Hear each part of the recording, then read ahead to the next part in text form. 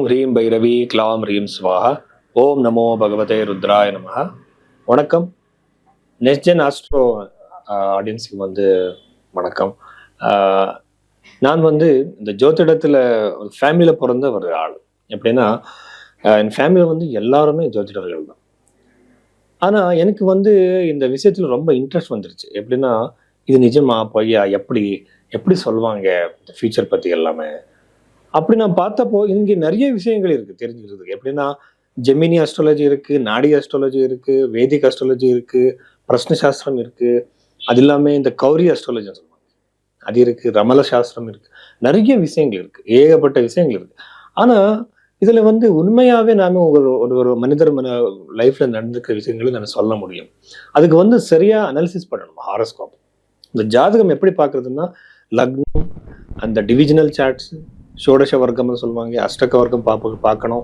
நிறைய விஷயங்களை பார்த்து ஒரு மனிதர் லைஃப்ல நடக்கிற ஒரு விஷயத்தை நம்ம கண்டிப்பாக சொல்ல முடியும்.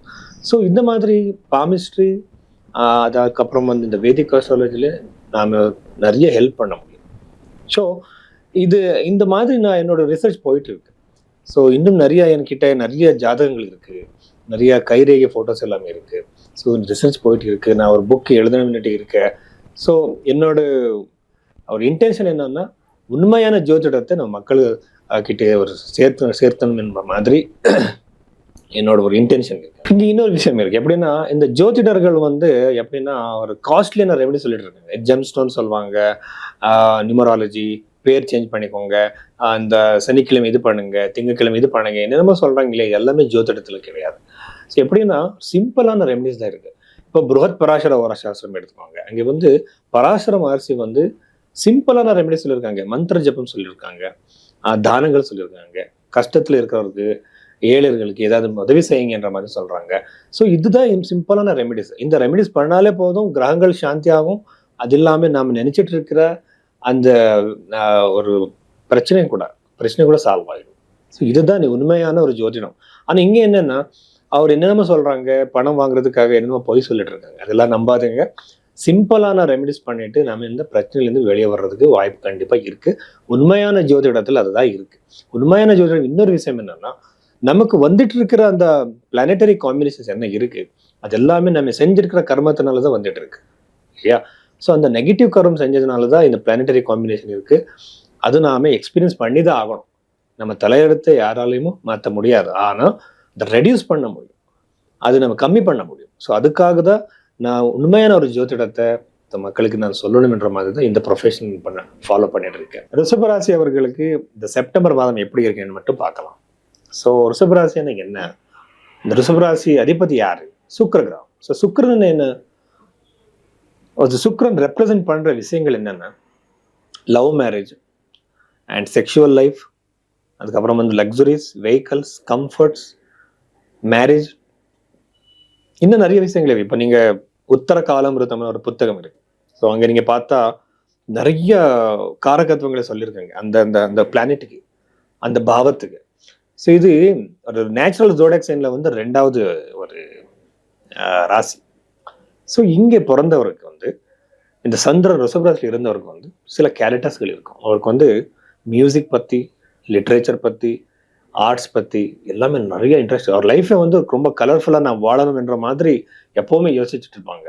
ஸோ அப்படி பார்க்கும்போது இந்த ரிஷபராசி இருக்கிறவருக்கு அவருக்கு செப்டம்பர் மாதத்துல 2nd ஹவுஸ்ல வீனஸ் இருக்கும்போது கண்டிப்பா இது திருமணத்துக்கு ரொம்ப நல்ல வாய்ப்பு இருக்கு இந்த மாதத்துல. நெக்ஸ்ட் விஷயம் இப்போ கல்யாணம் டிலே ஆகிட்டு இருந்தா அந்த ஜாதகம் ஃபுல்லா பார்க்கணும். எப்படின்னா ஏதாவது பிரச்சனை இருக்கா, ஏதாவது அஃப்ளிக்ஷன்ஸ் இருக்கா, ஏதாவது டிலே காம்பினேஷன்ஸ் இருக்கா, எல்லாமே பார்க்கணும். ஒருவேளை அவருக்கு இந்த கல்யாணம் பத்தி டிலே ஆகிட்டு இருந்தா அவருக்கு ரொம்ப நல்ல ப்ரொபோசல் வர்ற வாய்ப்பு இருக்கு. 2வது ஃபைனான்சியல் கெயின்ஸ். இப்போ நீங்க புதுசான பிசினஸ் பண்ணிட்டு இருந்தா, ஏதாவது பணம் ஸ்ட்ரக் ஆகிருந்தா, அன்எக்ஸ்பெக்டட் வேலை உங்களுக்கு பணம் கிடைக்கிற வாய்ப்பு இந்த மாதத்துல அதிகமாக இருக்கு. அதுக்கப்புறம் இந்த சுக்ரன் லக்ஸரிஸ்க்கு, வெஹிக்கல்ஸ்க்கு, கம்ஃபர்ட்ஸ்க்கு காரகமாக இருக்கிறதுனால ஒரு புதுசான ஒரு பொருள் உங்க லைஃப்ல வர வாய்ப்பு இருக்குங்க. எப்படின்னா ஒரு வெஹிக்கல்லே வரலாம், ஒரு ப்ராப்பர்ட்டி வரலாம். எஸ்பெஷலி சுக்ரன் ப்ராப்பர்ட்டிக்கு அதிகமா வெஹிக்கல்ஸ்க்கு காரகம் சொல்லலாம். எப்படின்னா பியூட்டிஃபுல்லான திங்ஸ்க்கு வந்து இந்த சுக்கிரன் வந்து காரகன். இன்னொரு விஷயம் சொல்லணும். எப்படின்னா, நிறைய பேர் சொல்றாங்க, சார் எனக்கு சுக்கிரதசை நடந்துட்டு இருக்கு சார், எதுக்கு சார் இப்படி பிரச்சனை இருக்குன்னு சொல்லுவாங்க, கேட்பாங்க. சுக்கிரன் வந்து எல்லாருக்குமே நல்ல கிரகம் கிடையாது. எப்படின்னா, ராகு கிரகமும் கேது கிரகம், சனி கிரகம் வந்து எல்லா கிரகங்களுமே நல்ல கிரகங்கள் தான். ஆனா அந்த ஒரு ஒரு கிரகத்துக்கு வந்து ஒரு ஒரு லார்ட்ஷிப் கொடுத்துருக்காங்க. லார்ட்ஷிப்னா, இப்ப வந்து நீங்க ரிஷபராசியை பார்த்தா 6th ஹவுஸ் லார்டு வந்து சுக்கிரனே ஆயிடும். அப்போ வந்து சுக்கிரனு 100% நல்லது பண்ண மாட்டான்.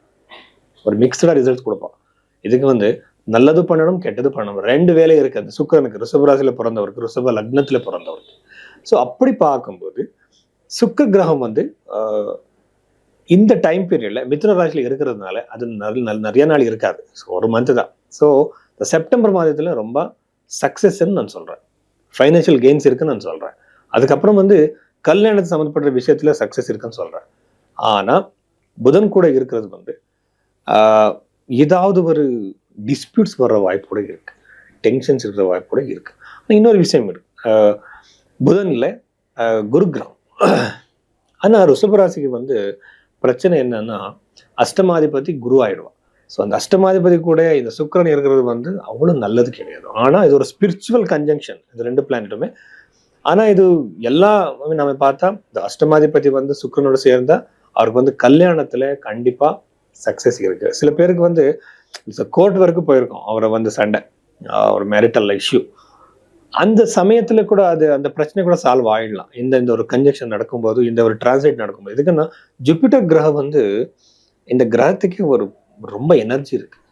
அது வந்து அதோட ஆஸ்பெக்ட், அதோட திருஷ்டி ஒரு கிரகத்து மேல விழுந்தாலே போதும், அவருக்கு அந்த பாவத்தில் இருக்கிற பிரச்சனை எல்லாமே கிளியர் ஆயிடும்னு சொல்லுவாங்க. எப்படி? ஃபார் எக்ஸாம்பிள், இப்போ ஒரு மனிதருக்கு வந்து ஒரு சப்தம பாவத்துல பிரச்சனை இருக்குன்னு பாருங்க. ஸோ அந்த குரு கிரகத்தோட சப்தம பாவம்னா அஃப்ளிக்ஷன் ஆயிட்டா, ஒரு செவ்வாய் தோஷமோ என்னமோ இருக்கு, ஜூபிட்டர் ஆஸ்பெக்ட் அது மேல விழுந்தா அவருக்கு உடனே அந்த பிரச்சனை கிளியர் ஆயிடும்.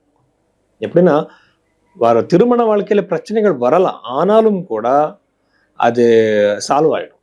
அந்த மாதிரி ஜூபிட்டர் ஆஸ்பெக்ட் ரொம்ப இம்பார்ட்டன்ட். ஸோ இது எல்லாமே நம்ம லக்னத்துல இருந்து பார்க்கும்போது இது அப்ளை பண்ணலாம். ஆனா இந்த ராசி மேல் பார்க்கும்போது ஜூபிட்டர் 2வது பொசிஷன்ல இருக்கிறது வந்து அன்எக்ஸ்பெக்டடா ஃபைனான்சியல் கெயின்ஸ் இருக்கு. மேரிட்டல் இஷ்யூஸ் இருந்தால் அது கிளியர் ஆகிற வாய்ப்பு அதிகமாக இருக்கு. வணக்கம். என்னன்னா, நான் நிறைய பேருக்கு ரெமெடிஸ் பத்தி சொல்லியிருக்கேன். ஸோ ரெமெடிஸ் என்னன்னா யந்திரம், மந்திரம், தந்திரம். ஸோ இந்த 3 விதமான ஒரு ரெமெடிஸ் இருக்கு. ஸோ நான் யூஸ்வலா சஜஸ்ட் பண்றது மந்திர ஜபத்தை சஜஸ்ட் பண்றேன். 2வது வந்து யந்திரங்களை நாமே கையால செஞ்சு நாமே அனுப்புறோம். இப்படி இருக்குன்னா, நிறைய பேர் வந்து இந்த மார்க்கெட்ல எல்லாமே வாங்கிட்டு வந்து பூஜை பண்ணுவாங்க, அதுக்கெல்லாம் எனர்ஜி இருக்காது. எதுக்குன்னா, ஒரு பர்டிகுலரா ஒரு நட்சத்திரத்துல எழுதி பூஜை எல்லாம் பண்ணி அது நம்ம இன்ஸ்டாலேஷன் சொல்லுவாங்க. அந்த டைம்ல பூஜை பண்ணாதான் அதுக்கு எனர்ஜி இருக்கும். 3வது வந்து பூஜைகளை எனர்ஜி சித்தி இருக்கிறவங்க தான் பண்ணணும், ஒரு ப்ரொஃபஷனலா இருக்கிறவர். அதுக்கு எப்படின்னா, ஜாதகத்துல பஞ்சமபாவம் பாவம் ஸ்ட்ராங்கா இருக்கிற ஜபம் பண்ணாதான் நல்லது. ஸோ இந்த மாதிரி எல்லாம் நீங்க இந்த ஜபத்தை, இந்த பூஜையை நீங்க புக் பண்ணலாம். அதுக்கப்புறம் வந்து யந்திரத்தை கூட நீங்க புக் பண்ணலாம். பர்டிகுலர் இன்டென்ஷன், உங்க ஜாபுக்காக, உங்க கல்யாணத்துக்காக, உங்க ஃபேமிலி ஹாப்பினஸுக்காக நீங்க அந்த யந்திரத்தை நீங்க வாங்கிட்டு பூஜை பண்ணலாம். அது உங்க கிட்ட வச்சுக்கலாம். அது எப்படி வச்சுக்கிறது, அது எப்படி பூஜையில பண்ணணும் நான் உங்களுக்கு சொல்றேன். அதுக்கப்புறம் வந்து உங்க கிட்ட இப்போ பர்த் டைமு டேட் எல்லாமே இல்லை அப்படின்னு நினைச்சுக்கோங்க. அப்ப பாமிஸ்ட்ரி படி நாம நிறைய விஷயங்களை நாம சொல்லலாம். எப்படின்னா, உங்க கை ரேகையை பார்த்து, இப்போ ஆர்ஜி ராவன் சொல்லிட்டு ஒரு பெர்சன், ஒரு நாடி ஆஸ்ட்ராலஜர் இருக்காங்க. இப்போ இல்ல, நிறைய புத்தகங்களை அவரு எழுதியிருக்காங்க. அங்க வந்து நாடி ஆஸ்ட்ராலஜின்னா நம்ம கை ரேகையில இருக்கிற ரேகைகளை வச்சு நாம ப்ரெடிக்ஷன்ஸ் கொடுக்குறோம். இது வந்து வெஸ்டர்ன் பாமிஸ்ட்ரி மாதிரி இல்லை. அவர் வந்து ஹெட்லைனும் ஹார்ட்லைனும் சொல்லுவாங்க, நம்ம அப்படி சொல்றது கிடையாது. நாம என்னன்னா, நாடி ஜோதிடம் படி கிரகங்கள் எப்படி இருக்கு நம்ம கையில, நம்ம கிட்ட ஜாதகம் இல்லை, நம்ம கைரேகையை பார்த்து நம்ம ஃபியூச்சர் பத்தி நம்ம கண்டிப்பா தெரிஞ்சுக்கலாம். ஸோ அதுக்கப்புறம் வந்து ஜோதிடத்துல ஒருவேளை உங்களுக்கு பர்த் டைம் சரியா இல்லைன்னா நாம நாடி ஜோதிடம் படி நிறைய விஷயங்கள் தெரிஞ்சுக்கலாம், ஜெமினி ஜோதிடம் படி நிறைய விஷயங்கள் தெரிஞ்சுக்கலாம். ஸோ இந்த மாதிரி பிரஷ்ன சாஸ்திரம்னு சொல்லுவாங்க. இப்போ உங்க மனசுல ஒரு பர்டிகுலர் கொஸ்டின் இருக்கு, உங்ககிட்ட ஜாதகமும் இல்லை, ஸோ அப்போ நீங்கள் அந்த அந்த கொஸ்டின், அந்த கொயரி அது நடக்குமா இல்லை இந்த மாதிரி, இல்லை நீங்கள் பிரச்சனை சாஸ்திரத்தில் நீங்கள் தெரிஞ்சுக்கலாம். இந்த மாதிரி சர்வீஸ் எல்லாமே நாங்கள் கொடுக்குறேன். ஸோ நீங்கள் என்னை கான்டாக்ட் பண்ணலாம். நன்றி.